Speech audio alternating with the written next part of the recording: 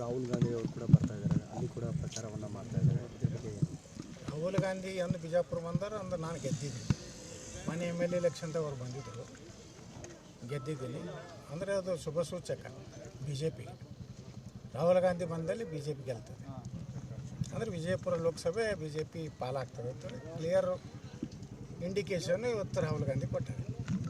ಈಗ ಹುಬ್ಬಳ್ಳಿ ನೋಡ್ರಿ, ನಾವು ಅವ್ರು ಕಾಂಗ್ರೆಸ್ಸಿನ ಕಾರ್ಪೊರೇಟರ್ ಮಗಳು.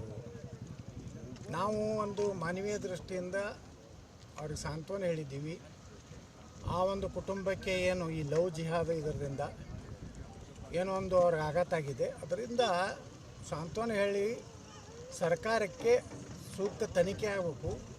ಈ ಲವ್ ಜಿಹಾದದ ಬೇರುಗಳು ಎಲ್ಲಿವರೆಗೆ ಅದಾವ ಅನ್ನೋಂಥದ್ದು ತನಿಖೆ ಆಗಬೇಕು. ಯಾಕಂದರೆ ದೇಶದಲ್ಲಿ ಇದೊಂದು ದೊಡ್ಡ ಜಿಹಾದ್ ಅನ್ನೋವಂಥದ್ದು ಈ ದೇಶದಲ್ಲಿ ಒಂದು ವ್ಯವಸ್ಥಿತವಾಗಿ ಹಿಂದೂ ಹೆಣ್ಮಕ್ಕಳನ್ನ ಆಕರ್ಷಣೆ ಮಾಡಿ ಅವ್ರನ್ನ ಲಗ್ನ ಆಗದೇ ಇದ್ರೂ ಕೊಲ್ತಾರೆ. ಲಗ್ನ ಆದಮೇಲೂ ಫ್ರಿಜ್ನಾಗ ಹಾಕಿ ಅವ್ರನ್ನೆಲ್ಲ ತುಕಡಿ ಮಾಡಿ ಹಾಕುವಂಥದ್ದು ಈ ದೇಶದಲ್ಲಿ. ಕಾಶ್ಮೀರ ಆಗಿದೆ, ಕೇರಳ ಆಗಿದೆ, ಈಗ ಹುಬ್ಬಳ್ಳಿಗೆ ಬಂದಿದೆ, ನಾಳೆ ರಾಯಚೂರಿಗೆ ಬರ್ತದೆ, ನಾಳೆ ದೇವದುರ್ಗಕ್ಕೂ ಬರ್ತದೆ. ಅದನ್ನು ಜನರಿಗೆ ಈಗ ಅವ್ರ ತಂದೆಯವ್ರು ಹೇಳ್ತಾರಲ್ಲ, ಈಗ ಅವರಿಗೂ ಭಯ ಇದೆ ಅಂತೇಳಿ. ಯಾವ ತಂದೆನೇ ನನಗೂ ಭಯ ಇದೆ, ನನಗೂ ಯಾರು ನನ್ನ ಭೇಟಿ ನೆಪದಲ್ಲಿ ಮನೆಗೆ ಬರ್ಲಕತ್ತಾರ. ನಾನು ಹೋದಾಗೂ ಅದೇ ಹೇಳಿದ್ರು ಅವರು, ವ್ಯವಸ್ಥಿತವಾಗಿ ನಮ್ಮನ್ನ ಕುಟುಂಬವನ್ನು ಮುಗಿಸ್ಬೇಕು ಅನ್ನೋಂಥದ್ದಿದೆ. ಅವಾಗ ಸಿದ್ದರಾಮಯ್ಯನವರು ಎಷ್ಟು ಬೇಜವಾಬ್ದಾರಿ ಹೇಳಿಕೆ ಕೊಟ್ಟರು, ಗೃಹ ಮಂತ್ರಿಗಳು ಎಷ್ಟು ಬೇಜವಾಬ್ದಾರಿ ಹೇಳಿಕೆ ಕೊಟ್ಟರು.